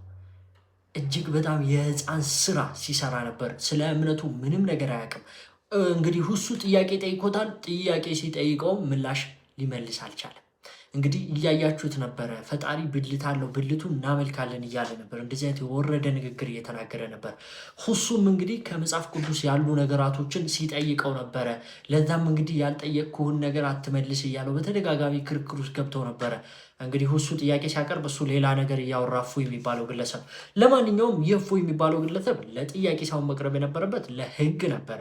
እንግዲህ ንጽጽር ላይ የሚገኙ ሰዎች ደግሞ ያው ኡማው ይወቅ ክርስቲያኑ ይወቅ ብለው ከገቡ በኋላ ሙስሊሙ ምንም ሊያደርግ አልቻለም። እሺ ብሎ ተቀብሏል። መጨረሻው እንዴት ሆነ የሚለውን ነገር እናያለን። እንግዲህ ውይይቱ ካለቀ በኋላ የሰለሙ ሰዎች አሉ። 25 የሚሆኑ ሰዎች ሰልመዋል። ግማሾቹ ደግሞ የሁሱን ስነ ምግባር አድንቀው ወጥተዋል። እንግዲህ በአጭሩ እዚህ ጋር ማየት ትችላላችሁ። አላህ ኢላሃ ኢላላህ ወአሽሀዱ አነ ሙሐመደን ረሱሉላህ። ማሻአላህ ለአላህ ምስጋና ይገባው። አሁን ያልከው ቃል የሸሃዳ ቃል ወይንም የምስክር ቃል ይባላል። በየነቢያት ዘመን ሁሉ በአሁንም ዘመን ሰዎች ወደ እስልምና ሃይማኖት ሲገቡ ጊዜ የሚሰጡት የምስክር ቃል ነው። ትርጉሙ እነሆ ከአላህ በስተቀር በእውነት የሚመለክ ሌላ አምላክ የለም ብዬ መሰክራለሁኝ፣ ሙሐመድ ደግሞ የአላህ መልእክተኛና ነቢይ ናቸው ብዬ መሰክራለሁ ማለት ነው። ያው አንድ ሰው እስልምናን ከተቀበለ ምን ያገኛል ወይንም ምን ማድረግ አለበት የሚለውን እንግዲህ ያው ይህ ውይይት ምን አመጣ ካላችሁ ማን እውነት እንደያዘ፣ እውነት ሁሌም ቢሆን አሸናፊ እንደሆነች፣ እውነትን የያዘ ሰው ተረጋግቶ በስነ ምግባር በኮንፊደንስ እንደሚያወራ፣ ውሸትን የያዘ ሰው ደግሞ እንደሚርበደበድ፣ እንደሚሳደብ፣ የሌሎችም እምነት እንደሚያንቋሽሽ ተመልክተንበታል። ለማንኛውም እነዚህ እፎይ የሚባሉ እንደዚሁም ሌሎች ዲያቆኖች እስልምናን ሲሳደቡ ስለ እስልምና ማይሆን ነገር ሲያወሩ ብዙ ሰው እየሰለመን ያለው ለምን? እስልምና ጋር ያለው መረጃ በግልጽ የተብራራ ምንም ያልተንዛዛ ነገር ስለሆነ፣ የሌሎች እምነቶች ጋር ያለው ነገር ደግሞ ድብቅብቅ ነው፣ መንፈስ ነው፣ ስጋ ነው፣ ብልት ነው የሚያመልኩት። ስለ አምላካቸው አንድ ነገር አያውቁም። ኢየሱስ አንድ እኮ ያለበትን ቦታ ያስተማረውን ቦታ ነገሩን አይነግሯችሁም። እንዳለ አይታችኋል። ሁሱ እንግዲህ ነቢዩላህ ኢብራሂም፣ ነቢዩላህ ሙሳ፣ ሌሎችም ነቢዩ ሙሐመድ ሰለላሁ ዐለይሂ ወሰለም ስለ አላህ ሱብሓነሁ ወተዓላ አምልኩኝ ያሉበትን ቦታ ሲናገሩ አስተምሯል። ያኛው ግን አንድ እንኳን ሊጠቅስ አልቻለም። ኢየሱስን ወይም እግዚአብሔርን አምላክ መሆኑን ከነቢያት የተገለጸበትን ቦታ እና ከርሱ እየወጣ ብዙ ስድቦችን ሲሳደብ ነበር። መጨረሻው ግን ሰዎች እንዲሰልሙ ስለ እስልምና እንዲያውቁ ሰበብ ሆኗል ማለት ነው። አልሐምዱሊላህ ረብል ዓለሚን እጅግ በጣም ደስ ብሎኛል። የሁሱ ስነ ምግባር ግን እኔ ሊገልጽላችሁ አልችልም። ወላሂ አላህ ያቆየው። ሳላህ አንበሳው እምሩ ነብሯ እቺ ማለት ነው የንጽጽር አባት ኡስታዝ ወሂድ፣ ልክ እንዲሁ ደግሞ የንጽጽር ሞተር ኢብራሂም እና ኡስታዛችን አቡበክር እናንተ ሁሉ ገቡና እስኪ ለዚህ ህዝብ እናስተምሩ። ምናልባት ከዚህ በኋላ ክርስቲያኖች አላሁ አክበር አላሁ አክበር አላሁ አክበር አላሁ አክበር አላሁ አክበር ብዙ ሚዩት ብታረግና እኛ ብቻ ብናወራ ደስ ይለኛል። ካሁን በኋላ ከይቅርታ ጋር ማለት ነው። ከይቅርታ ጋር ምን ይመስላል? ሳላ እንደዛ ይመስላል። ገስቱን በ10 አድርግና ብዙ የምናወራቸው ነገሮች አሉ። ጀዛከላሁ ኸይር። በጣም ደስ የሚል ማብራሪያ ነበር የሰጠኸው። በጣም ደስ በሚል እርጋታ፣ ደስ በሚል ኮንፊደንስ ነው እያንዳንዱን ጥያቄ እግር በእግር የመለስክለትና እጅግ በጣም ደስ ብሎናል። አላህ ይቀበል ኡስታዝ ሁሱ። ኦፊሻሊ ሳላ አፍወን ኦፊሻሊ ወንድም ኢምራን ከመጣ ያወራል፣ ካልመጣ ኦፊሻሊ ወንድም ኢምራን ለዚሁ ልጅ አሁን ለተገለጸው ልጅ ማለት ነው። በቃ ሌላ ጊዜ እንተነራለ። እሺ እንቀጥልሽ። ከይቅርታ ጋር ለዚህ ልጅ ከዚህ በኋላ ውይይት አታቅርብ። በአላህ ውይይት አታቅርብ። ምንም ለሰው የሚያውቀው ነገር የለም። ስለ አላህ ተናገር ተብሎ መሐመድና አይሻ መሐመድ እንዲህ አድርጋበት አይሻ እንዲህ ብሎ እያወራ የሚያውቀው ነገር የለም። ወላሂ ላዚ ከዚህ በኋላ እኔ የመጨረሻ እድል ሰጥቼዋለሁ። ክርስቲያን ሰምታችኋል። ጥያቄ ሲኖርህ መጣናና ጠይቅ ገስት ላይ በቃ አትፍር አብሽር። ስለዚህ ጥያቄ ካለህ እፎይ ከዚህ በኋላ ናብየዋለሁ ሰምተዋል። ይሄን ነገር ከዚህ በኋላ እየመጣ እንደሚጠይቅ ተስፋ አደርጋለሁ። ይወታችኋል። አይሽ ውይይት ብላችሁ ከዚህ በኋላ ተቀርቡለት ይማር። በቃ እየመጣ ጥያቄ በሚኖረው ጊዜ እኔ ላስተናግደው ቃል እገባለሁ። በቃ እንደዚህ እየመጣ ይጠይቅ። ስለ ክርስትናው ደግሞ ክርስቲያኖች ዝም አትበሉት፣ አግዙት፣ ወላሂ አስተምሩት። ወስዳችሁ ክርስትናን ወቅ እንደዚህ ነው በሉት። አባቶቻችሁ ያላስተማሯችሁን ትምህርት እያመጣ እየሰበካችሁ ነው ይሄድች ወደ ተሳሳተ መንገድ እየወሰደቻችሁ። ለማንኛውም ይቅርታ ብዙ ደቂቃ ያስኩባችሁ። ወደ ስንት ደቂቃ ነው? አይ ሳላ ኢንሻአላህ እንትን የምትለው ሐሳብ ካለ ኢንሻአላህ እንትን በል። ኢብሮ ካላችሁ ገስት ላኩ። ኢንሻአላህ እኔ ያስገባቸዋል። እንግዲህ የዛሬ ቪዲዮ ይህንን ይመስል ነበር። ኦርቶዶክሶች ስለዚህ ጉዳይ መስክረዋል፣ አምነዋል። አንዳንዶቹ ግን አልተገለጸም የሚለውን ነገር ብቻ እንደ አሽሙር እየተጠቀሙ ነበር። አላህ እጅ አለው? እጁ እንዴት ነው? ጥፍር አለው? እጁ የተከፋፈተ ነው ወይንስ የተጠባበቀ ነው? አላህ ብልት አለው? ብልቱ እንዴት ነው ምናምን ብሎ ሲጠይቀው አላህ ሱብሓነሁ ወተዓላ ከገለጸው ውጭ እኛ አንመራመርም፣ አልተገለጸም እያለ ሲመልስለት ነበርና ይህንን እንደ እንትን አድርገው እንደ መጥፎ ነገር ወይ እንደ መበሻሸቂያ ነገር አድርገው ወይ ሁሱ እንደማያውቅ ነገር አድርገው ሲናገሩ ነበርና ይህ ውርደት ነው ለእናንተ ታሪካዊ ውርደታችሁ ቀን ነበር ማለት ነው። ለኦርቶዶክሳውያን በትክክል እንኳን ኦርቶዶክስን አያውቃትም እፎይ የሚባለው ግለሰብ ስለ እስልምና መሳደብ እንጂ ስለ ኦርቶዶክስ አያውቅምና ጥሩ የሆኑ ዲያቆኖችን ጥሩ የሆነ ሊቃውንቶችን ማዘጋጀት መቻል አለባችሁ። እፎይ ሊወክላችሁ አይገባም። ምክንያቱም እንደሱ አይነት የወረደ ተሳዳቢ ምንም ስለ እምነቱ ማያውቅ ስለ እናንተ እምነት ማያውቅ ሰው አቅርባችሁ ተዋርዳችኋል። ለሌላ ጊዜ እንግዲህ ያው ትምህርት ይሆናችኋል። ብዙ ሰዎች በዚህ ሰበብ እስልምናን ይቀበላሉ። ገና ነው ኢንሻአላህ ምድርን እንሞላለን። እስልምና ኢትዮጵያ ላይ በደንብ ይስፋፋል። እውነት የበላይ ነች። እውነት ታሸንፋለች። አላሁ አክበር። ሁላችንም አላሁ አክበር እያለን ቪዲዮን እንግዲህ እስከ መጨረሻው ድረስ እንየው። ወሰላሙ አለይኩም ወራህመቱላሂ ወበረካቱ። አላህ በጀነት ያገናኘን።